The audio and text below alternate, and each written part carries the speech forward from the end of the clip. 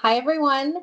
Welcome to today's Thomson Treks webinar, What Does It Take to Summit Kilimanjaro?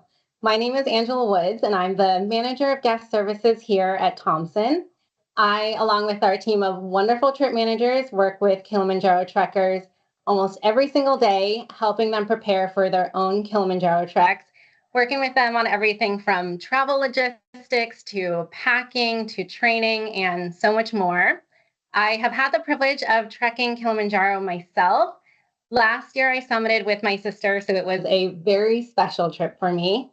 We were joined by six travelers from all across the United States and from Canada. We all started off as strangers. There they are, all from different backgrounds, different levels of fitness, different hiking experiences, different ages ranging from 30 to 60.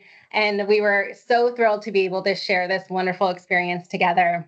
It was sincerely one of the most rewarding experiences of my life.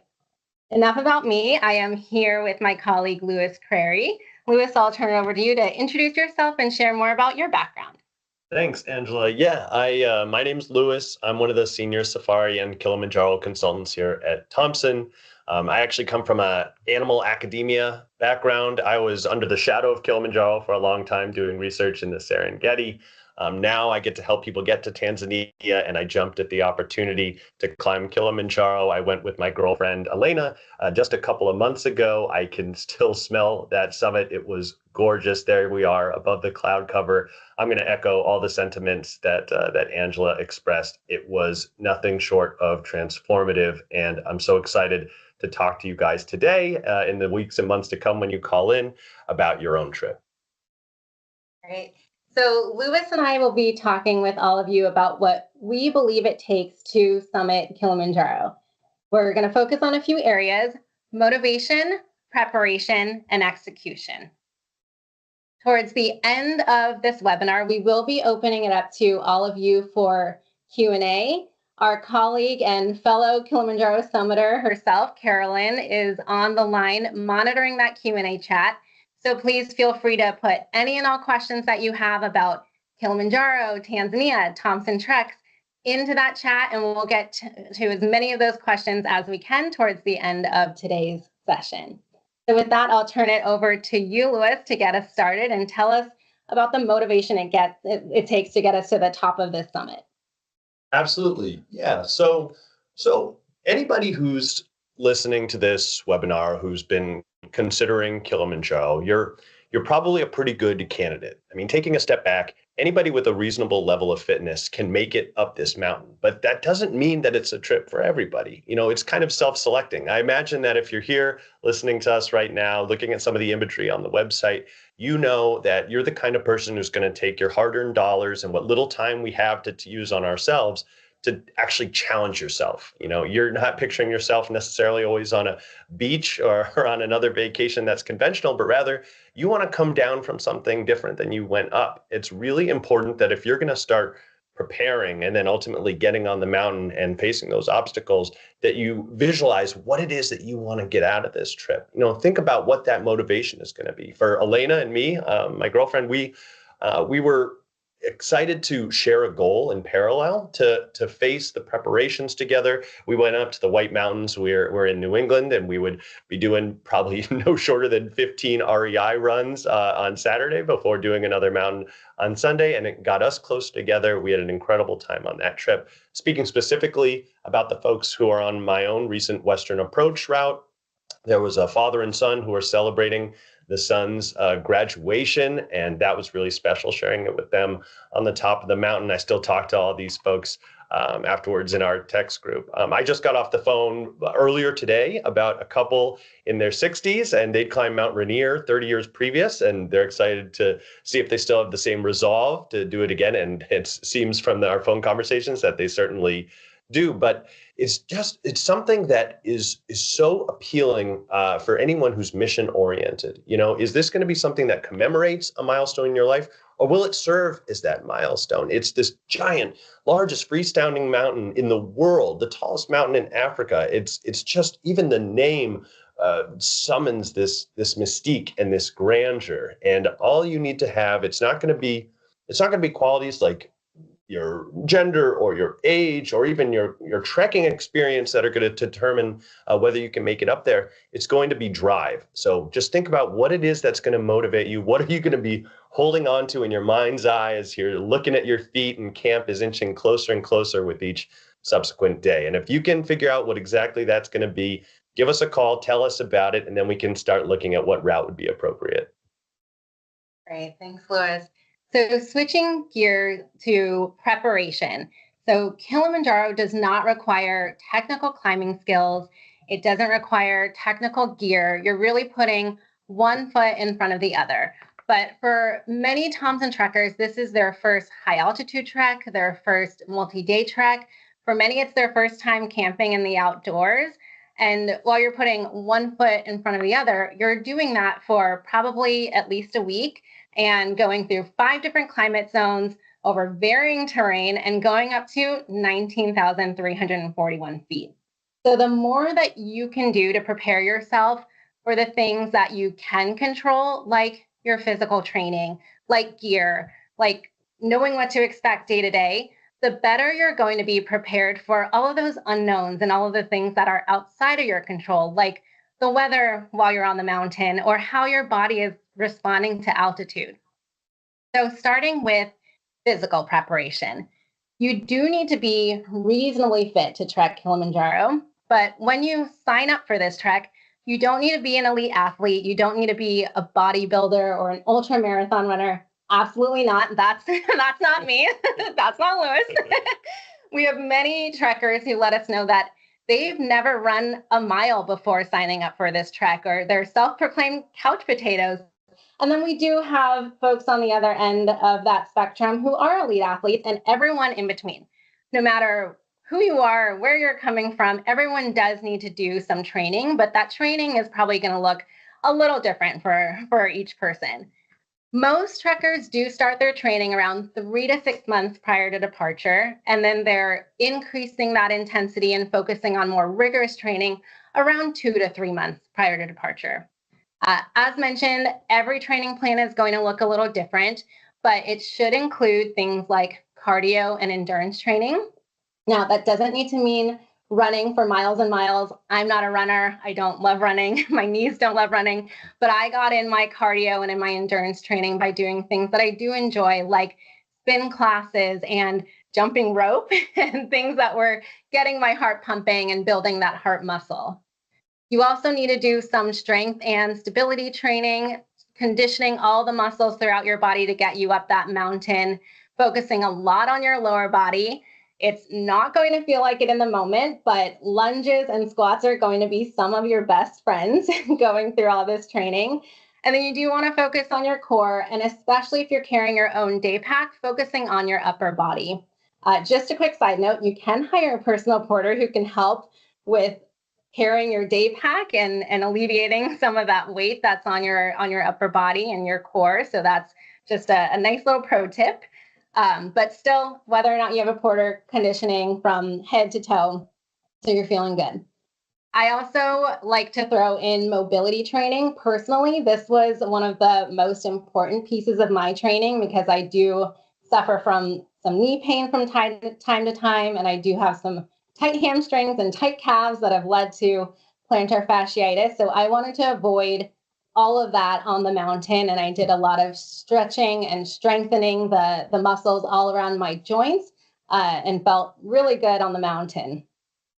Your training should also happen on varying terrain, so over rocks, over roots, going uphill and going downhill. We know not everyone has access to trails in mountains at higher elevation, but you can still get some good training and varying the terrain on relatively flat trails. And also, if you have a nearby college or high school, they probably have some good stadium steps that you can practice going up and down, and that's really going to help prepare you for the mountain. The last thing I'll say on physical preparation is that many of our trekkers do work with a personal trainer. We have the opportunity to work with a wonderful trainer, Marcus at Fit for Trips. We've been working with Marcus for many, many years, and he knows the Thomson routes, he knows Thomson trekkers, and he's able to provide a customized personal training plan that takes into account how much time our guests have, how much access they have to trails and to mountains, how far out they're training. And in addition to all of that, he's able to provide benchmarks and the accountability that you're going to need to stay consistent with this training week after week. So having that accountability buddy is going to be really helpful as you're going through your physical preparation. Now, moving on to mental preparation. I would argue that this is probably just as important as physical training when preparing for Mount Kilimanjaro. One of the ways that you can mentally prepare for Kilimanjaro is learning about what to expect on the mountain and then replicating as many of those scenarios as you can. For example, if I have anyone who tells me I'm doing this trek and I've never camped before, my recommendation is to go on a camping trip, even if it's just in your backyard, setting up a tent just, right behind your home, sleeping, in that tent, sleeping on a sleeping pad, sleeping in your sleeping bag, so that you're not doing this for the first time ever at 8,000 feet. I also recommend doing your training hikes in conditions that you might experience on the mountain. So, not just doing training hikes on beautiful bluebird sunshiny days, but trekking in the rain and windy conditions on, muddy trails, on rocky trails. That way, again, when you get to the mountain, you've done it all, you've experienced it all, and hopefully you'll have a beautiful day, just like we have in this background on Kilimanjaro, every single day that you're on that mountain.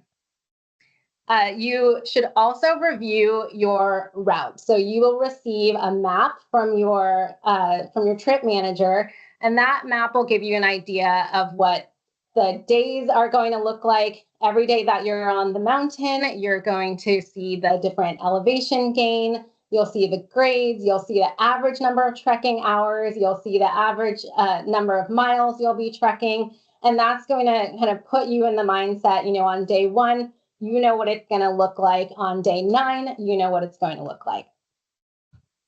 And then finally, on mental preparation, I recommend finding tools and strategies that are going to help build your mental endurance.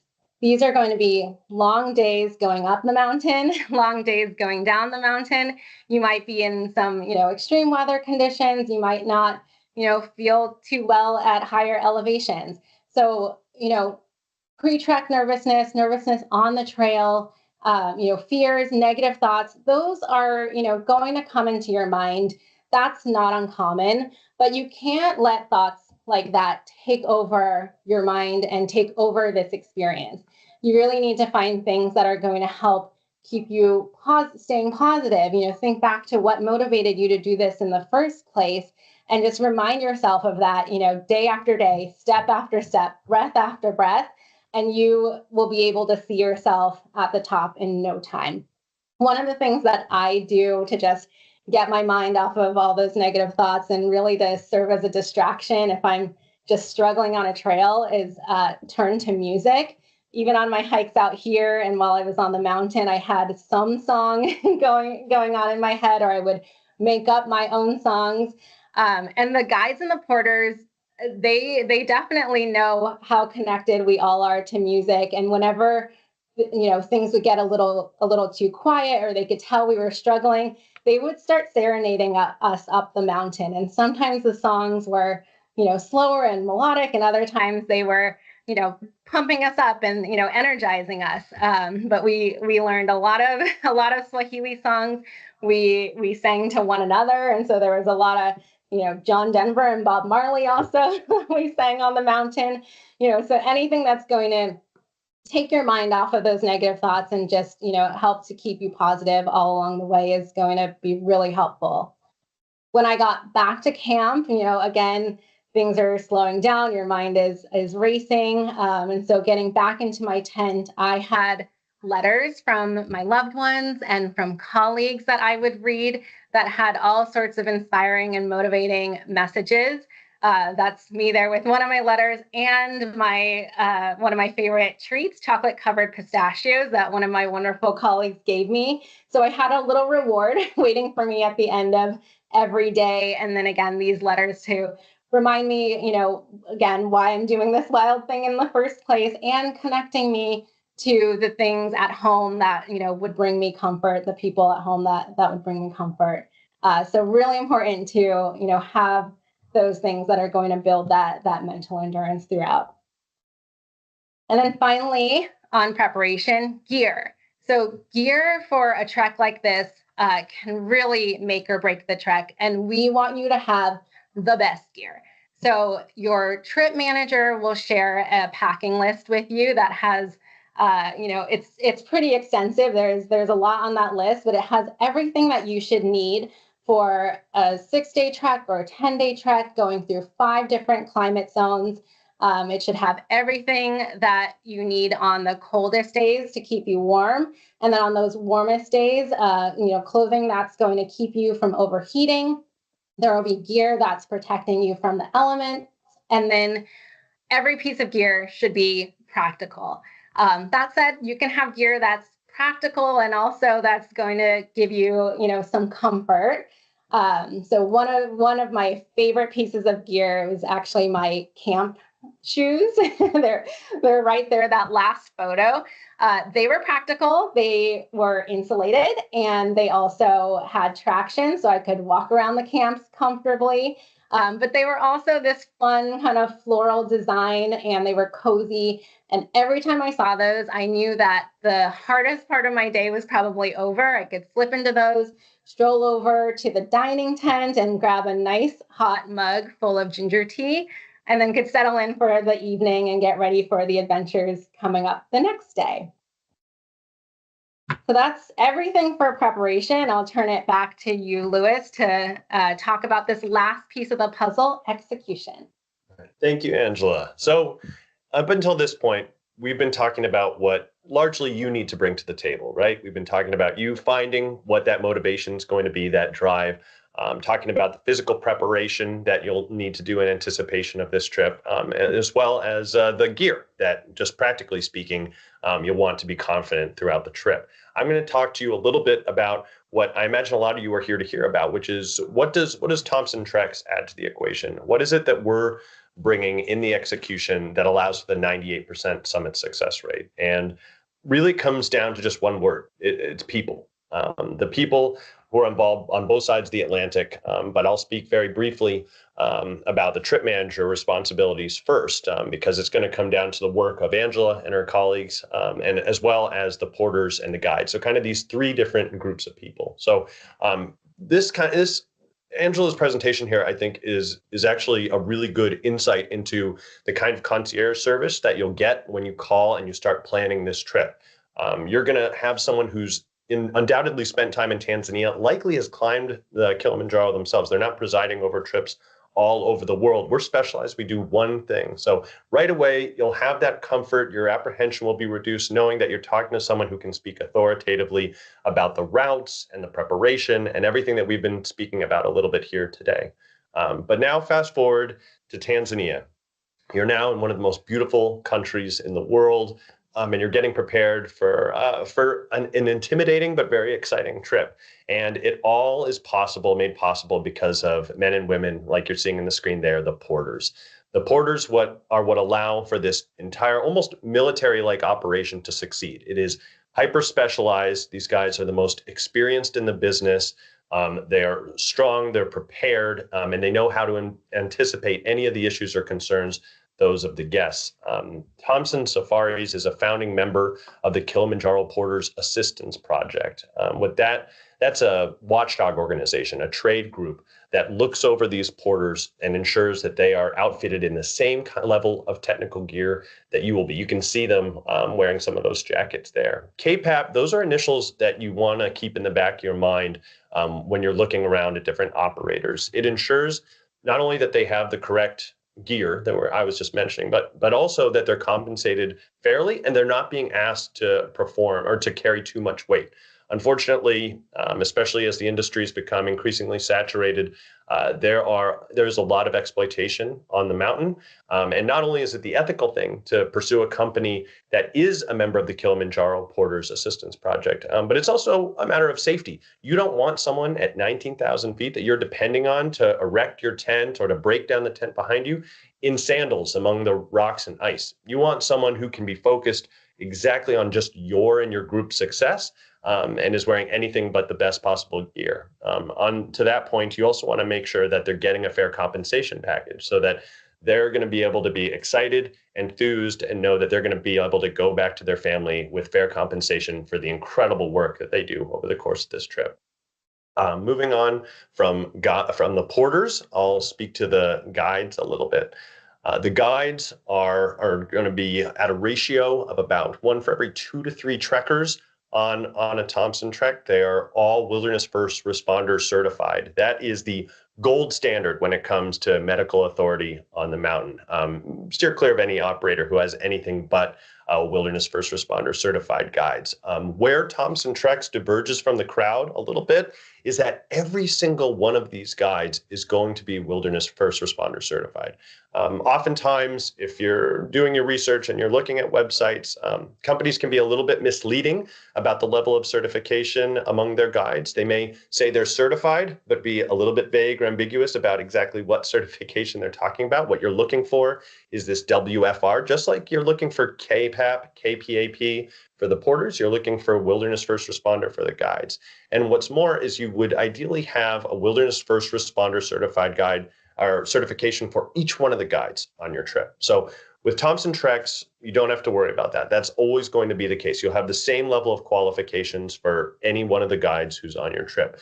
The reason that's important is if you go to one of the conventional or a budget operator and only one of the guides is Wilderness First Responder certified, maybe the lead guide, if you're at about 14, 15,000 feet and someone twists an ankle, suddenly you have a difficult decision to make, right? Now we're in a situation where we're either having the only truly qualified guide doing that emergency descent with that guest, or going ahead with the rest of the group. And then that person in this vulnerable state is now with someone who doesn't have those qualifications. So that's, if you're looking at a point of distinction between Thomson Treks and other companies, consider that Kilimanjaro Porters Assistance Project membership, and also consider the Wilderness First Responder certification and the ratio of a guide for every 2 to 3 trekkers. This is going to allow for you to have that personal touch, not just have this guide who maybe you see at meal times, is helping the porters organize the camp space, but someone who actually has time for a sincere connection with you. I mean, that is the name of the game. When I say it's about people, it's not just about the qualities and the abilities that they bring, the technical skill,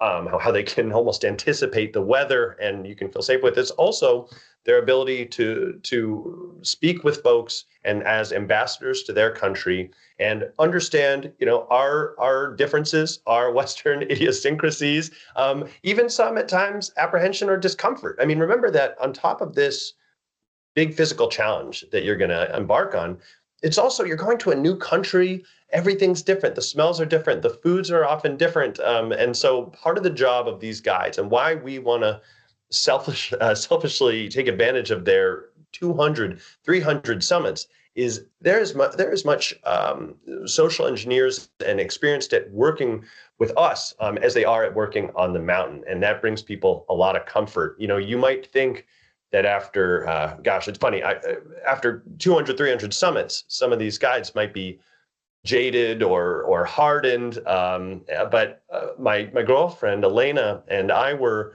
on our safari following our trek, which incidentally, I would recommend to anybody. You're going to the best animal viewing in the world. Please, there's no better way to celebrate your achievement than spending a few days in the Serengeti. But anyway, we were sitting in this Land Rover, bouncing across the savannah, and we were thinking about our guide Gabriel and how it was just humbling that someone with so much authority and that we all looked up to and was stoic at times when we saw him looking out at the horizon would also just dote on us hand and foot. I mean, he would be watching me when I'm eating my breakfast, making sure that I finish my porridge so I have the water content I need to help mitigate the chances of altitude sickness.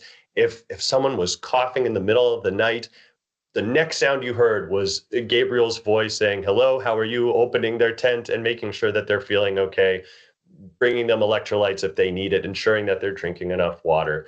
So be prepared to regress a little bit into a childhood state, because they will be taking care of you, their guide, your parent, but that's what you're paying for. Someone whose job is to get you up there safely and confidently. You don't just want to experience Kilimanjaro. You want to enjoy it, right? This is a life-changing event, and we're so excited that you're taking the first step, so to speak, by attending this webinar, talking to us a little bit about what's involved, and I'm excited to actually get on the phone and talk about when you want to do this yourself. Great. Thanks so much, Louis. So hopefully we have tons of questions from all of you. We're ready to answer those questions. So we'll throw it over to our colleague, Carolyn, to facilitate this next portion. Thank you both. That was so great. We do have a lot of questions here, so we will just dive right in and get started. First one is, what happens if I get altitude sickness? I can take that one. So altitude sickness does happen. It's not uncommon. Oftentimes it's going to be your mild symptoms of altitude sickness, like a slight headache or some nausea. But for anything that's more severe, safety is going to be the guide's number one priority. And they're looking at altitude sickness and anything else that comes up in a holistic way. So every day from the moment you're meeting them, they're checking in to see how you are. They're checking your oxygen saturation. They're checking your heart rate. Every single day, they're asking you questions so that in case you have a day where your oxygen saturation might be a little lower, heart rate might be a little higher. They're also checking in to see, well, how much water did you drink today? How much sleep did you get last night? How much porridge did you eat this morning? And so they don't take early descents because of things like altitude sickness lightly. We, of course, want everyone to get to the summit, but as mentioned, safety is going to be the number one concern. So if you do need to go down because of altitude sickness, sometimes trekkers can just go down to the very next camp and they're already starting to feel better. Sometimes they might need to go all the way back down to town to get medical care. It's always going to be a case-by-case situation. What I like to tell our travelers is that you can be reassured that whatever happens, whenever it happens, you're going to be in some of the best hands on this mountain. You'll be with the Thomson team on the mountain. If you do need any assistance once you're off the mountain, there's the Thomson team in Arusha who can assist. So whatever comes up, our top priority is your safety and your health. And hopefully it doesn't come up, but we've seen it, and we know that the guides know what to look for and how to help. Thank you, Angela. All right, just going right through here. Why is Thomson so much more expensive than other companies out there?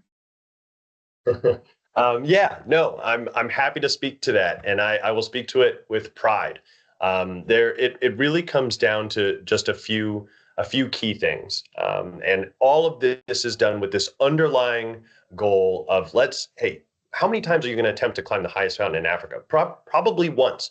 So if there's we're not going to take opportunities to cut corners here. We're going to throw the kitchen sink at it. I mean, that's genuinely what we believe, and informs all of our preparation for getting you up the mountain. When I talk about a guide, and so let's break it down into a few things. Let's start with the guides. Like I say, there's going to be a guide for every 2 to 3 trekkers. That's a lot of folks, but every time you have that extra minute to confide in someone who can actually keep their eye on you, those little things are going to contribute to having a more customized plan. Someone who knows when you're looking like you're healthy, maybe can spot signs of altitude sickness because they've been keeping pace with you before even you do. I mean, that happened on our trek with Philomena. She's incredible, and she could spot someone feeling a little bit dizzy before they could even come to terms with it themselves. That's not going to be possible if there's a group of 25 trekkers with just a couple of guides. You really need that one-on-one ratio. It doesn't come cheap. It certainly doesn't, but we know that we've seen the numbers change. We've seen that 98% number be possible because of those types of decisions.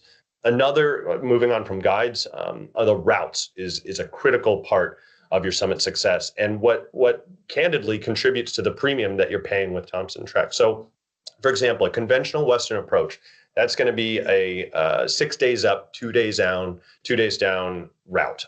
We're talking about going to bed on the pre-summit day at 7 p.m., 8 p.m. And in theory, you sleep for a few hours. This is the conventional approach. And then you do your hardest push, 8, 9 hours of trekking starting at midnight with only a couple of hours, if you're lucky, under your belt. And then it's all by lamplight.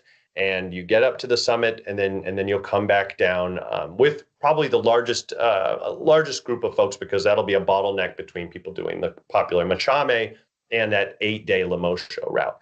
With Thomson Treks, if you were doing the same trajectory, which is that Lemosho, you'd be pursuing a Western approach. That's 9 days. That's going to be 7 days up, 2 days down. That is going to cost money. That means we have to have porters and staff, the cooks, the waiters, the guides for that additional day. We have to outfit you for that day. We have to have the permits for that additional day. But also means you have a full night's sleep before the hardest part of this mountain when you may be feeling your weakest.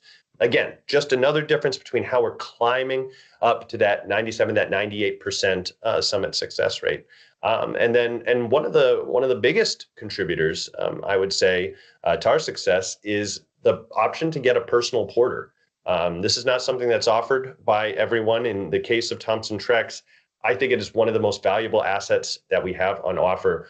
It's usually there's going to be this day pack, right? That the default is that you're carrying that day pack that Angela spoke to before, but you can be entirely unencumbered. If you've never done heavy backpacking before, you don't need to worry. You can just have a smile on your face and trekking poles in your hands, and hire the services of personal porter, someone who's worked with Thomson for a very long time, and they're going to be there to help you carry your gear, be your personal cheerleader, be looking out for you, be a resource, helping you find where you missed sunscreen on the top of your ears, and also be a source of sincere cultural exchange. It is, to me, one of the most gratifying things seeing guests say goodbye and thank their personal porters after spending 9 days with them on the mountain. So these are just three elements. There are many, and if you that are help diverge Thomson Treks approach or differentiate Thomson Treks approach versus the conventional operators out there. But the bottom line is, you get one shot at this, and it's not worth skimping on. Thank you, Lewis. All right, next one up here, one of my favorite questions. What are the bathroom facilities like up there, especially while you are on the trail? I can take that one. It's also one of my favorite questions, and it's one of my favorite questions because it was one of my top concerns as well, what the bathroom situation was. And I'm happy to say it was as great as it possibly can be when you're up at around 10,000 feet. So on a Thomson Trek, you get private portable toilet tents that are exclusive to Thomson Trekkers and to your group. Most groups, you'll have at least one, and some groups will have 2 or 3 toilet tents. They're all walk-in height.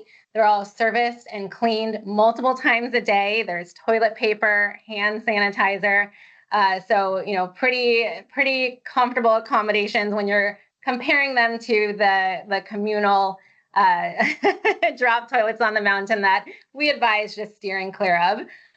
When you're on the trail, you will need to use nature's restroom from time to time, especially if you're hydrating well. And so as long as you're letting your guide know or any of the porters know that you need to use the bathroom, they'll be able to find a secluded area that's going to give you some privacy, that's safe, where you can use a friendly bush or a friendly tree or a rock to give you some privacy while using the restroom on the trail. That's also where those lunges and squats are going to come in handy.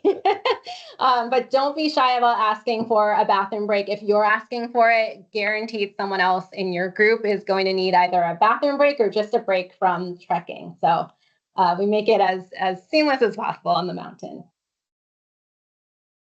Thank you, Angela. All right, next one here. Does Thomson use oxygen? I will take that because you fell on the bathroom sword.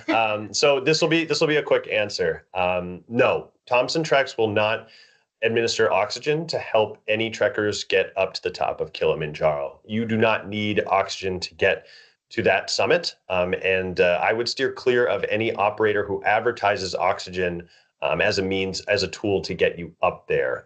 They are well aware that you're risking long-term pulmonary consequences if you're using oxygen to get to the top. It's not worth it. If you need oxygen to get to the top, then you shouldn't have been trekking Kilimanjaro in the first place. That being said, we're going to be carrying, the Thomson Trek porters will be carrying emergency oxygen with them all the way up the mountain. That is only in the case of an emergency descent. If someone is experiencing acute altitude sickness, then we may use, or the guide may opt to use those to help someone descend safely, but we're not going to use oxygen to get you to the top of the mountain.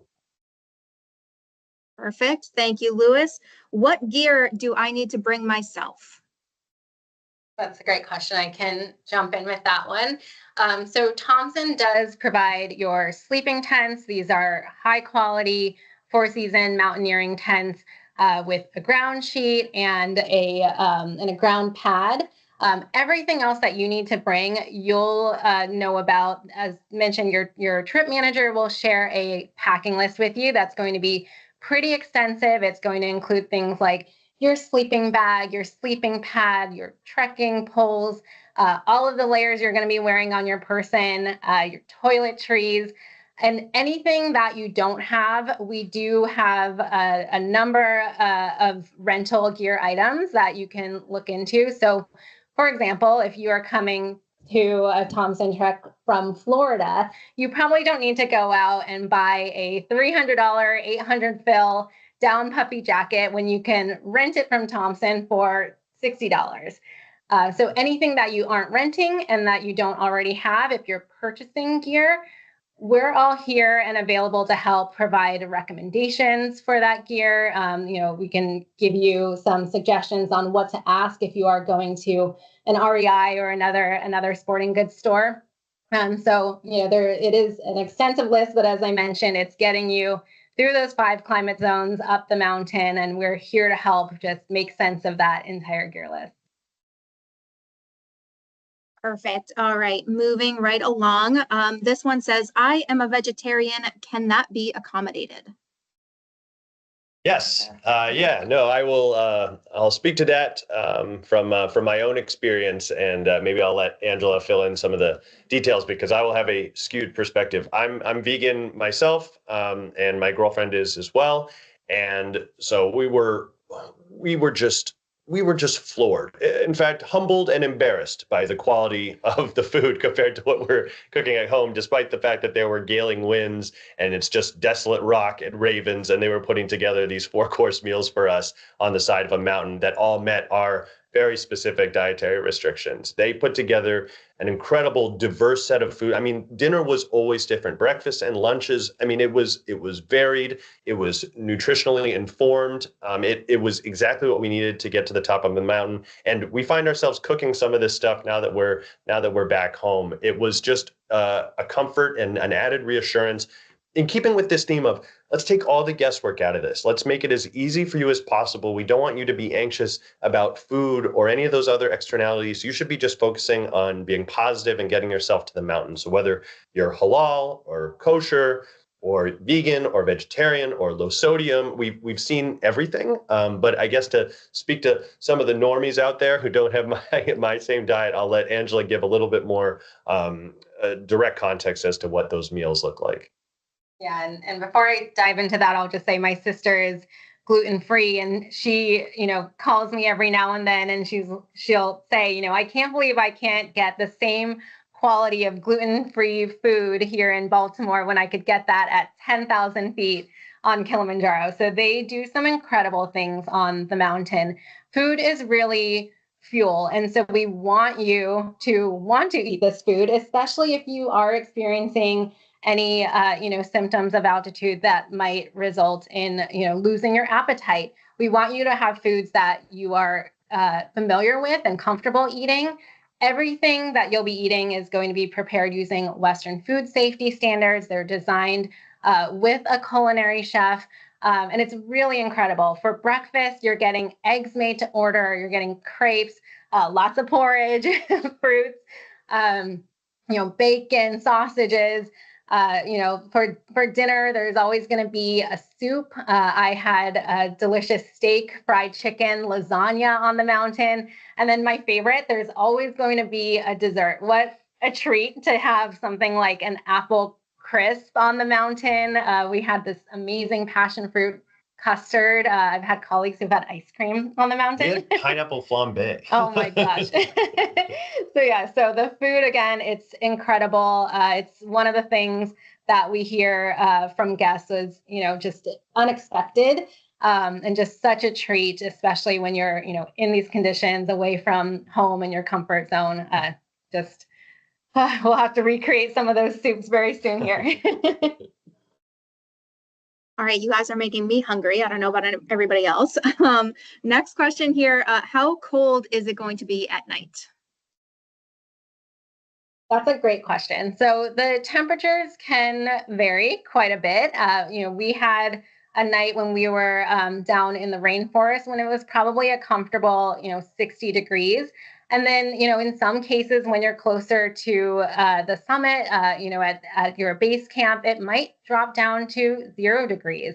So again, that packing list is preparing you for all sorts of temperatures. In most cases, trekkers are going to be wearing several layers to go to bed. You also have several layers of insulation, starting with that ground pad, your sleeping pad, a 0 degree rated sleeping bag. And then we also have some lovely ways to keep you warm in the evening. So before you head to bed, the porters will ask if you want your water bottles filled with boiling hot water, and you can take that water bottle and put it at the bottom of your sleeping bag, and it just creates the coziest little environment in your tent. On some of the coldest nights, I took those water bottles and I actually put them in my hiking shoes and my hiking boots. And in the morning, they were nice and cozy and ready for me to start the day. So it does get chilly up there, but we want to make sure that you are as comfortable as possible. So the packing list and all of the gear is going to help get us there. Perfect. Okay, this one keeps coming up a lot. Can you talk a little bit about the different seasons? When is the best time to climb? What should be avoided? Yeah, I'll snag that one. Again, I'm just going to keep taking the easy ones. But the convenient thing from a planning standpoint on Kilimanjaro is that Tanzania is 3 degrees south of the equator, right? The seasonal variation between the hottest time of year and the coldest time of year is the difference of 10 degrees Fahrenheit. So you really don't need to agonize about when's an appropriate time. The mountain is going to be just as kind or the opposite no matter when you go. You can't really predict what the weather patterns are going to be when you get above that tree line and the clouds are rolling in. The one obvious exception to that would be April. April brings the heavy rain, so we won't be deploying our Kilimanjaro treks at that time. But outside of that, there's very little restriction as far as when you can go. So I tell people, hey, choose a time that makes your life easier and gives you adequate time to prepare. I mean, you could get ready. Most folks with a reasonable level of fitness could prepare for a Kilimanjaro trek in about 3 or 4 months. We often see people planning this about 8 months or a year in advance. But just choose a time that makes your life easy. And then on top of that, if you are doing safari, and I hope you are, this is the naturalist coming out of me again, then talk to us about the nuances of the animal viewing, because that can have a slightly tailored experience, whether you want to experience calving season in the early part of the year, or maybe see a river crossing in the summer or the fall, or the rut in between, or anything in between there. So talk to us about planning. We'll give you a little bit of context there. But the bottom line is you can go any time of year outside April. Thanks, Lewis. All right. We also have a lot of folks wondering about vaccinations and Diamox. Can you share a little bit about what is required and should everyone take Diamox? I can take that one. So nothing is required for travel to Tanzania in terms of vaccinations, unless you're coming from a yellow fever endemic country, then the yellow fever vaccination is required. But outside of that, nothing's required. We do recommend that every trekker visit a travel doctor or a travel clinic and talk about any precautions that they should be taking Diamox is a big one, especially since you are doing a high altitude trek. Diamox or any other altitude sickness medication. I would say that most of our trekkers at least ask their doctors about it. Everyone on my trek took Diamox, and the Thomson team, they're looking at any way to prevent altitude sickness from coming up in the first place, and Diamox is oftentimes one of those medications that can help with that. But definitely talk with a travel doctor to make sure that's the right precaution for you, and then any other travel medicine that you want to look into, precautions to take, will be good to discuss with them as well. Thank you, Angela. Okay, we also have a lot of inquiries about charging devices. There's so many great pictures of Kilimanjaro, but how are those being captured if there's nowhere to plug in? Yeah, and please elaborate if I miss anything. I'm mostly going to speak from my own personal experience. I mean, part of the appeal to me when you're doing this trip unlike any other is this ability to unplug. Not having cell phone signal and Wi-Fi, just it allowed us to really see the task at hand and burned its memory into all of our brains on the trip. But that being said, you still want to document some of this. I did bring my phone. My girlfriend brought her phone, and we were careful about when we wanted to use it, because we wanted to be present in the moment. But every once in a while, you just get hit with one of those sunrises, and you got to go home and show people. So what we brought was actually a power bank that I got on the advice of my colleagues here at work, and we'll talk to you about what would be right for you. So ours was for 2 people, so it had a little bit of weight to it, probably even over a pound, something like that. But that was enough for us to routinely charge our phones in throughout the trip, and so we were able to take video and come back with photos when we got down to the bottom. We tried to keep it warm, keep it near our person, so that the cold weather wouldn't, with the lithium batteries, reduce its ability to keep charging. Some folks I've heard ask me about using solar powered chargers. It's generally not a great idea. Just as you can imagine, on a mountain, it's going to be very cloudy. It's probably even going to be rainy. And the odds that over in the brief pockets of sunlight that you have from getting into camp before you leave the next morning is going enough to meaningfully justify you bringing it with you is pretty slim. It's the technology, everything's getting smaller and lighter. So when you're ready to plan your trip and we're actually getting close to actually putting things in bags, talk to us, talk to Angela, and find out what a good solution might be to charge up. Perfect. All right, we're getting towards the end here, but we'll take a couple more. Can we leave a bag for clothes somewhere while they're on the mountain? Yes, I can take that one. Absolutely. You do have a weight allowance on Kilimanjaro. Lewis mentioned the porters are only allowed to carry up to 33 pounds. And you're probably going to have a little more than that as you have your your travel clothing, or if you've spent some time in Tanzania before or after your trek, you'll probably have a few extra articles of clothing and gear. So you'll keep all your bags with you up until you get to the mountain gate. And then Thomson does offer to take any extra bags to the Thomson office in Arusha, store those securely while you're trekking. And then once you're off the mountain, if you're heading to safari, you can swap those bags out. So yeah, not a problem. I would say most trekkers are storing an extra bag, with any of their travel gear. Perfect. Okay. And are you guys able to share anything more about the Barranco Wall? Is there anything special that everyone needs to do to prepare for tackling that?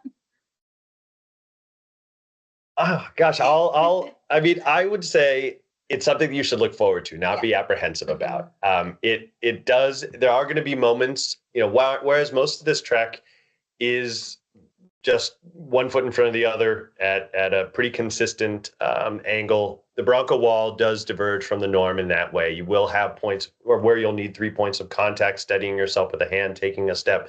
But also keep in mind, the furthest you're falling is onto the guide who's helping you up. And so you're not going to be at any risk. They've done this hundreds and hundreds of times. It's exhilarating. It's beautiful.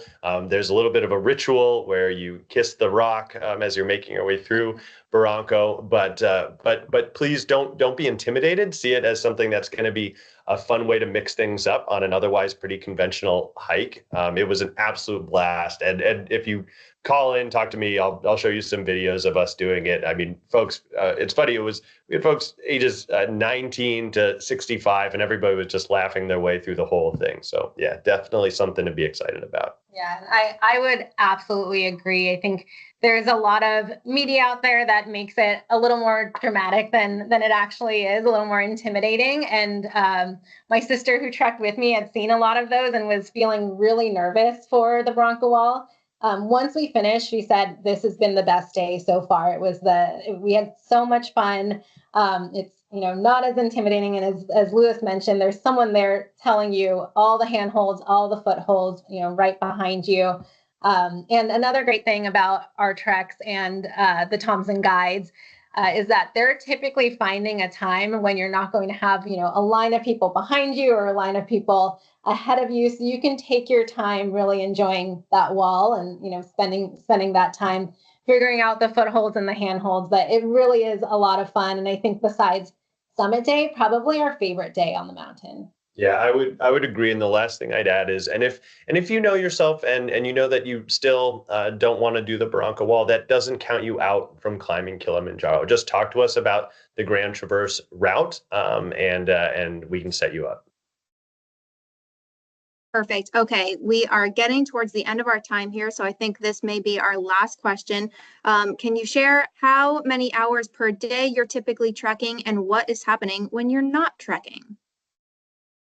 Sure, I can jump in. Sure. Yeah. So depending on which route you're on, this is going to vary, but the Western approach, which Lewis and I both did, the number of trekking hours is very reasonable. On some days, you might be trekking for 3 hours. On some days, it might be 5 or 6 hours. Your summit day is going to be the longest. I think we were on trail going up and down for maybe 12 or 13 hours. I don't know how long your day was, but that's going to be the longest day. Everything else, again, pretty reasonable. So, you're getting up early, but it's not too early besides that summit day, but you have time to have a sit down breakfast, have coffee in your tent, get everything ready to head out. And then most groups are back at camp, just before lunchtime, or you might take lunch on the trail and get back to camp, in the early afternoon. And then you have time. Honestly, I napped quite a bit, any time that I had, but we also had a really great group. We used that time to get to know each other, share stories. One of the days we did a yoga stretch session. Some people, played cards, read books. I don't know what you did back at camp. Yeah. I mean, I watched Andor season 2 is what I did a lot of. But no, I mean, remember that this is not wasted time. This is all built by design. You have to acclimate. If we did it all faster, if you kept trekking, we would see those percentage summit success numbers start to go down. Mm-hmm. So yeah, it's a beautiful time where you don't have this technology, where you're looking at some of the most incredible natural vistas that you've ever seen in your life. I started sketching like I knew what I was doing. You'll discover things. So there's plenty of ways to entertain yourself. You're talking either with the new friends that you've made or with loved ones that you brought on this trip. You're getting to talk to the porters and the guides, get a little more dimensionality in the trip. But no, that's definitely one of the portions of the trip that I think doesn't get as much fanfare because it isn't the active trekking part, but just taking it all in and resting after a long, well-deserved day is definitely something that I can remember very well. Some of that time is also spent eating and fueling up for the next day. So in addition to dinner time, you also have tea time before that, where you can, get your tea, your popcorn, your trail mix. Again, sharing stories with everybody, but also that's when you're checking in with your guide and doing all of those, heart rate checks and pulse ox checks. So it goes by, it does sound like a lot of time at camp, but it's as Lewis mentioned, time to rest and, get to know everyone around you. You're not talking to fellow trekkers. You're definitely talking with the guides and the porters as well. Perfect. Thank you both so much. We do have a lot of questions that we weren't able to get to today. So I do want to encourage everyone to either shoot us an email or give us a call. Anyone here on the Thomson team will be happy to jump in and help answer anything that we didn't get to today. Great. Thank you so much, Carolyn. And thank you, Louis. And thank you to all of you. Hopefully we'll see all of you on the roof of Africa sometime soon. Yeah, give us a call. Thank you.